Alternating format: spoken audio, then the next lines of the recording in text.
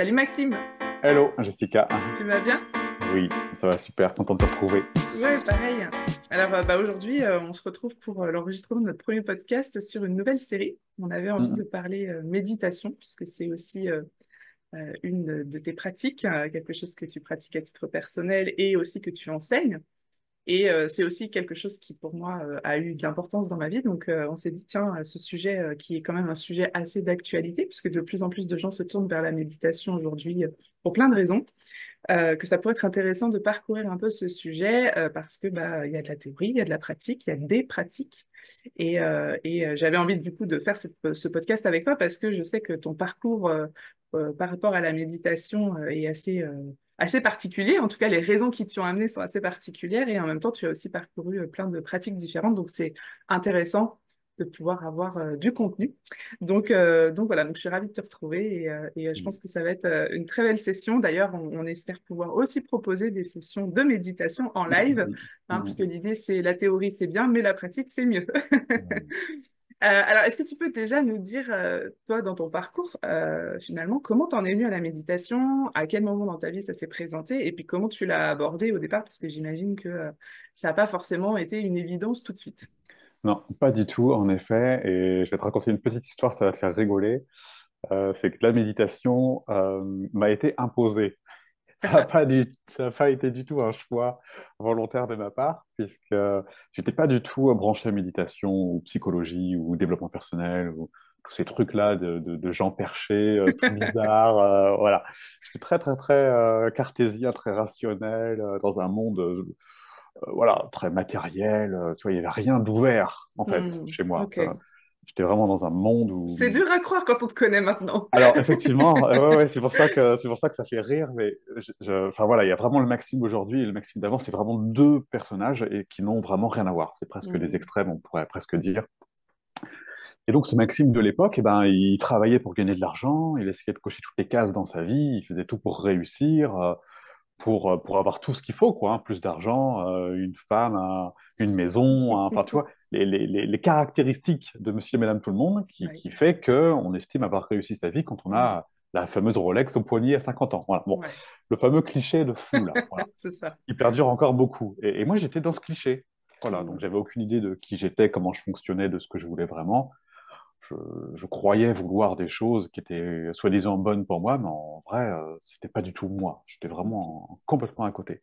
Et tellement à côté que ma vie était de plus en plus difficile, douloureuse, Et oui. souffrante. Enfin, je m'éloignais de moi au fur et à mesure que j'avançais dans cette voie qui n'était pas la bonne, hein, finalement. Ouais, c'est ça. T'étais censé devenir de plus en plus heureux, mais c'était pas concrètement C'était ce qui se l'inverse qui se passait. passait. Ouais. Voilà, ma vie avait de moins en moins de sens et c'était de pire en pire. Je souffrais émotionnellement. Hmm, Mes relations, c'était un carnage à tous les plans. Mon boulot, je l'aimais pas. Enfin, voilà. Et plus ça allait, et plus je dégringolais dans ma capacité psychique et psychologique. Enfin, ça allait de moins en moins bien, quoi, hein. ouais. Et un jour, il y a un copain qui me dit, tiens, prends le numéro de mon coach, là, parce que là, tu peux vraiment pas rester comme ça. Il faut absolument que tu fasses quelque chose. Bon, alors, je me fais coacher pour la toute première fois de ma vie. Bon, de toute façon, j'avais essayé toutes les autres solutions, donc il restait Ouais. plus que celle-ci. Et allez, pourquoi pas. Et le mec, super, super intéressant, hein. Un des premiers trucs qu'il me dit, c'est bah, il va falloir que tu médites, Maxime. Ok, je l'ai pas regardé avec des grands yeux en mode mais pourquoi faire quoi, méditer?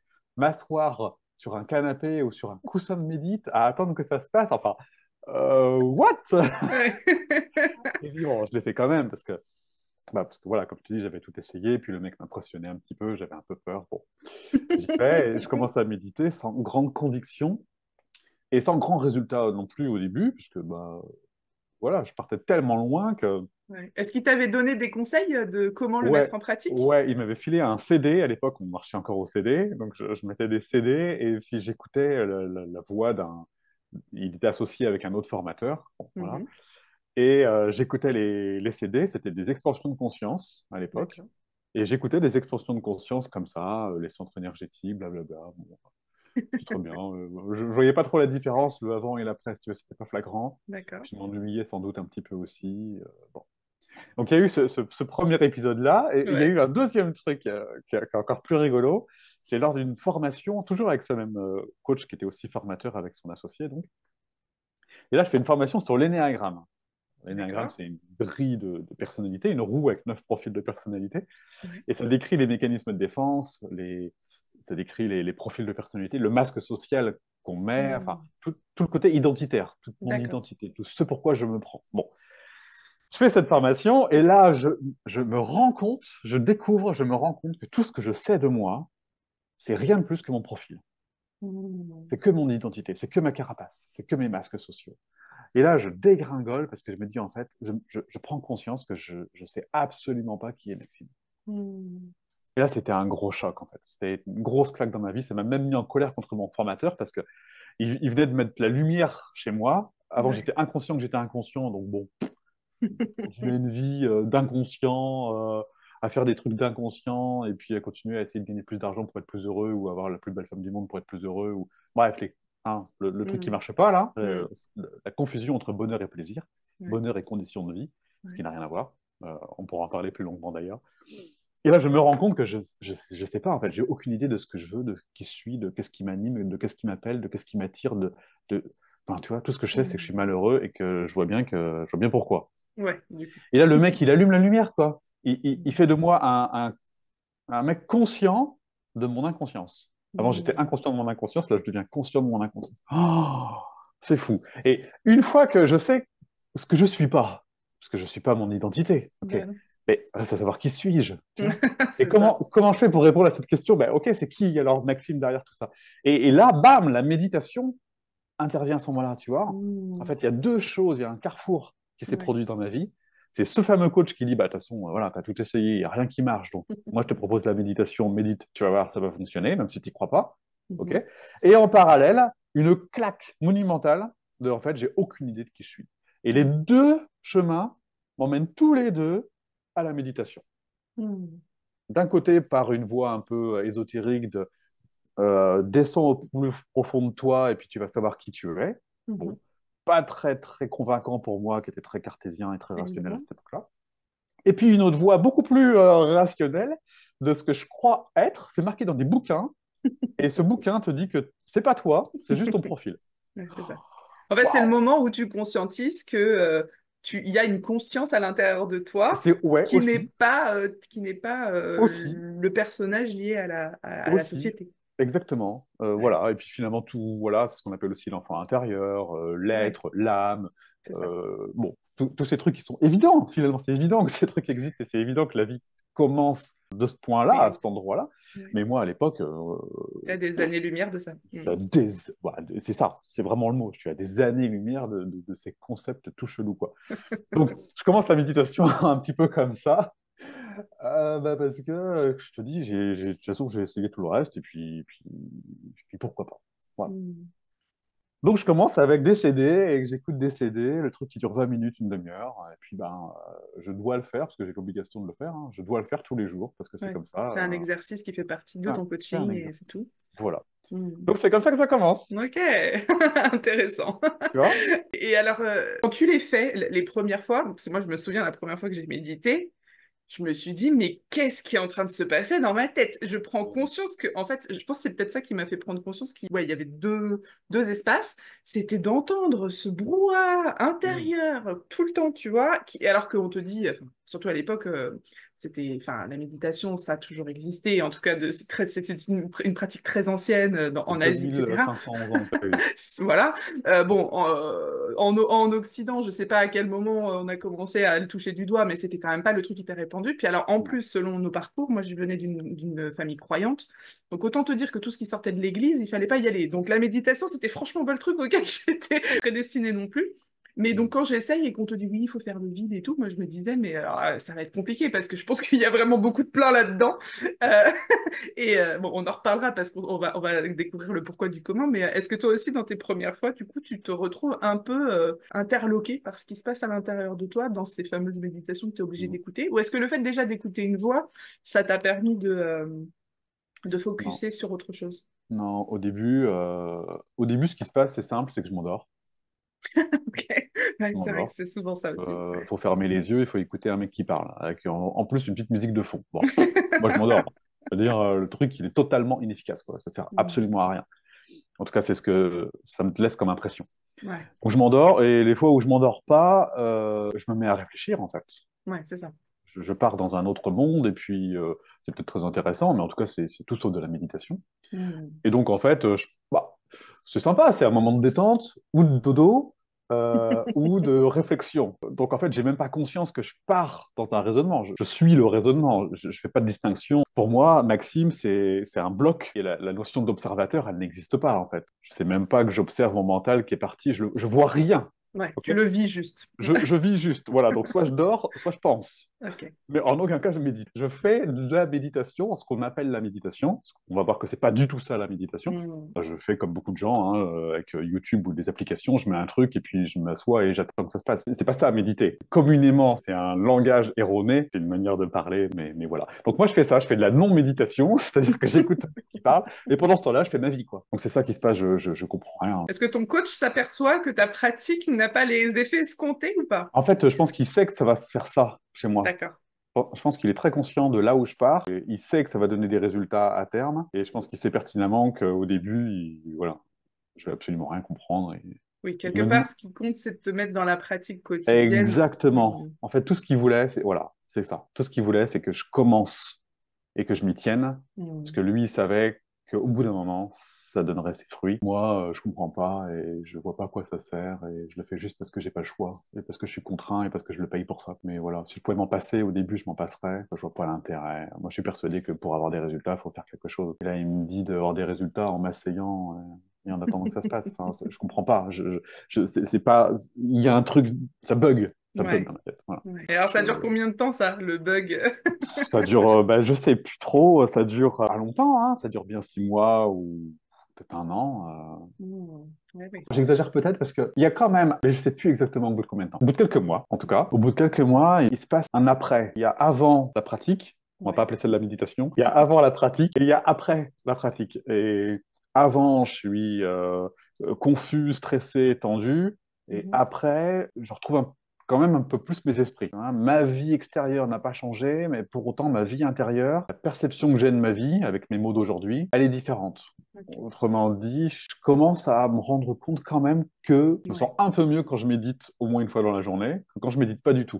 Ok. Enfin, je médite, voilà, j'ai employé le mot médite, mais bon, voilà, tant pis, continuons avec ce À ce mot-là. moment-là, c'était ça. Donc voilà, à ce moment-là, c'était ça. Donc, je vois, au bout de quelques mois, quand même, oui, oui, oui, bah, je revenais vraiment très, très loin. La majorité des gens ont des Mm. effets bien plus rapidement. Mais Ouais. moi, j'étais borné, buté, coincé, buggé, et j'avais très peur de tout, et je savais pas où j'allais. Enfin, c'était vraiment un carnage. Moi, j'étais du genre à me bourrer la gueule tous les week-ends pour oublier ma vie trop Mm. difficile, tu vois. J'étais Ouais. loin, j'étais vraiment loin. Mais c'est Qui je bien, c'est suis? encourageant parce que ça veut aussi dire que dans nos auditeurs, s'il y a des personnes qui pensent vraiment que c'est pas un truc qui peut avoir un impact, Ouais, ouais, le ouais, fait de pouvoir entendre que bah si, en fait, ça peut, ouais. mais il faut, par Ah, contre, c'est de la persévérance et ça c'est peut et ça du, fonctionne, hein, voilà, c'est mais ça. voilà. Et en plus, il faut passer par les bonnes techniques, et on en parlera. Et il faut passer par Mais les voilà, bonnes techniques parce que, enfin, moi, je l'ai sans doute très utile, mais je pense que j'aurais pu aller vraiment beaucoup plus vite c'est ça. avec des vraies méditations plutôt que des expansions de conscience ou juste faire dodo. Enfin, ouais, je pense que. Alors, Ouais. j'avais sans doute besoin de dormir à C'est cette ça, époque-là, c'est ça. hein. Il y avait de la réparation aussi, Il y avait probablement, sans et de doute la de la préparation. réparation. Voilà, Et donc alors, voilà. du coup, ce coaching, il dure à peu près un an, tu disais 3 ans, je crois. Ce 3 ans? coach, on est resté ensemble 3 ans. Bon, Ouais. pour plein de sujets, tu vois. Ouais, ouais, ouais. Le coach, il a vraiment changé ma vie. Ça a été une révélation, puis après la continuité de la révélation, puisque Hmm. ça m'a emmené jusqu'à la création de mon site d'aujourd'hui, qui s'appelle Heureux dans sa vie, et dans laquelle je suis moi-même coach, thérapeute et enseignant justement Hmm. de la méditation, en Ouais, partant de gestionnaire de patrimoine. ouais. Tu vois, en partant de zéro, de je sais pas qui je suis, ma vie est un enfer, à je me sens à ma place, je fais ce que j'aime. Hmm. Donc il y a eu enfin, une transition dingue, et la Ouais. méditation a clairement été un pilier soutenant dans toutes ces étapes. Et le coaching, enfin, sans mon coach, sans son aide, sans son écoute, enfin, sans lui, voilà, peut-être qu'il y en aurait eu un autre, mais en tout cas, le coaching a changé ma vie, ça c'est Hmm. une Ouais, le fait certitude. d'être accompagné, c'est Le quelque fait d'être chose qui accompagné, ouais, était ouais, essentiel. ouais, ouais. Hmm. Et après lui, il y en a eu d'autres, hein. Il y a eu des psychologues, il y a eu des énergéticiens, il y a eu c'est ça. Voilà, toutes sortes de Il s'est pressions. ouvert à toi tout un monde. Voilà, voilà, voilà. Et aujourd'hui, je suis toujours supervisé parce que j'avance beaucoup plus vite finalement en étant supervisé, comme tout sportif de haut niveau, qu'à son coach, pour avoir des Exactement. meilleures performances. On n'arrête Bon, jamais d'apprendre. Donc on n'arrête jamais voilà. d'apprendre. Et alors aujourd'hui, dans ton quotidien, forcément, la méditation, on l'aura compris, ça fait partie de ta vie. Ça continue, voilà, ça continue, et puis ça continue encore plus, puisque je l'enseigne, hein. Donc je suis là pour les personnes que j'accompagne.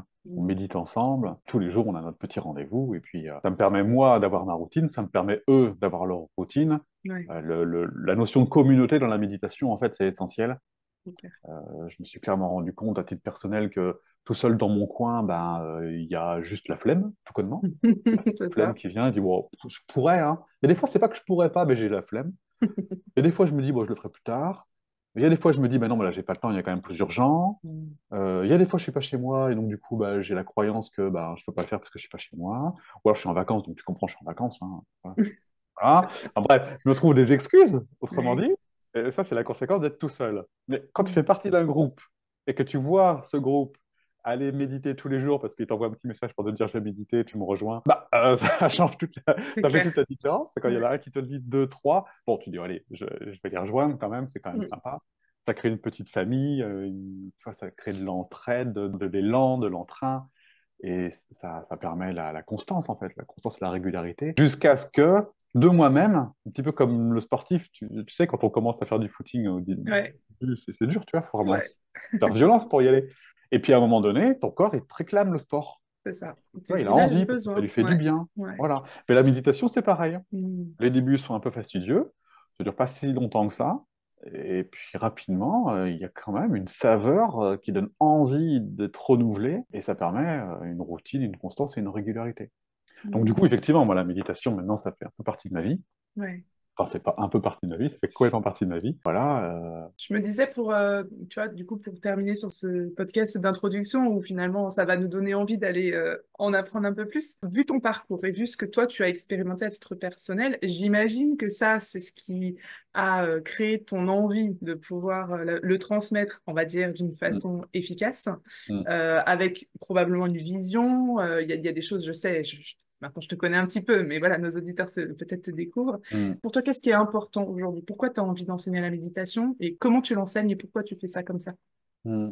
Eh bien, parce que j'ai réalisé, enfin, c'est pas croyance, je pense que la méditation est la pratique la plus importante de notre vie. Parce que la méditation nous permet d'accéder au fameux moment présent. Et l'opposé du moment présent, c'est des projections passées ou des projections futures. Le passé, c'est fini, on peut plus rien y faire, donc ça nous rend impuissants et ça génère des ruminations, des regrets. Bon, tout un monde finalement d'impuissance, c'est parfaitement inutile. Le passé, c'est le Mhm. passé. Voilà. On en retire de l'expérience, mais ruminer sur ce qui est fini, ça sert à rien, c'est fini. Ça nous rend totalement impuissants. Et puis le futur nous emmène sur des hypothèses de ce qui pourrait arriver. Généralement, c'est du drama. C'est attention, tu vois, faut se méfier. Enfin, c'est tout un monde, encore une fois, anxiogène, de projection. Ça rend pas service. C'est peut-être bien de se poser la question de comment on envisage la vie, certes, mais tout ce calque globalement négatif ou même positif, parce que si c'est positif, on peut être déçu. Si c'est négatif, on se méfie et on est Mhm. déjà anxieux avant même que ça arrive. Tu vois.